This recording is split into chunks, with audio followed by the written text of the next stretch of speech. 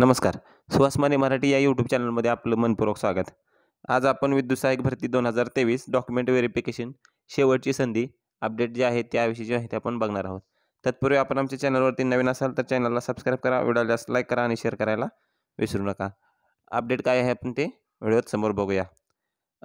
20 ते 22 ऑगस्टला आपल्याला डॉक्युमेंट व्हेरिफिकेशनची संधी महावितरणने दिली होती. परंतु भारतीय हवामान खात्यानं अतिवृष्टीचा इशारा दिला होता. त्यामुळे बऱ्याच विद्यार्थी जवळपास 1700 विद्यार्थी गैरहजर राहिलेले आहेत.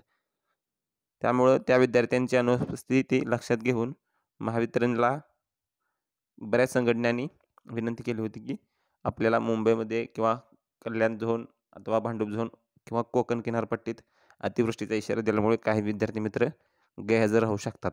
त्यासाठी त्यांना पुनश्च एकदा संधी उपलब्ध करून द्यावी आणि महावितरणने ती संधी उपलब्ध करून दिलेली आहे.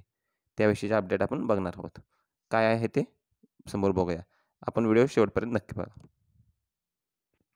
महावितरण सेवा योजना जाहिरात क्रमांक 6/2023 प्रसिद्ध पत्रक. महावितरण कंपनीमध्ये विद्युत सहाय्यक संवर्गाची रिक्त पदे भरण्याकरता जाहिरात क्रमांक 6/2023 दिनांक 29/12/2023 रोजी प्रसिद्ध करण्यात आलेली होती. विद्युत सहाय्यक पदाची निवड यादी दिनांक 17/30/7/2025 रोजी कंपनीच्या संकेतस्थळावर प्रसिद्ध करण्यात आली होती. निवड झालेल्या उमेदवारांची कागदपत्रे पडताळणी नियुक्तीबाबत परिमंडळ उमेदवाराच्या आधी उमेदवारांना सविस्तर सूचना इत्यादी माहिती कंपनीच्या संकेतस्थळावर www.mahdiscom.in दिनांक 14/8/2025 रोजी प्रसिद्ध करण्यात येऊन कागदपत्राची पडताळणी संबंधित परिमंडळामध्ये दिनांक 20 ते 22 ऑगस्ट 2025 रोजी करण्यात आले आहे.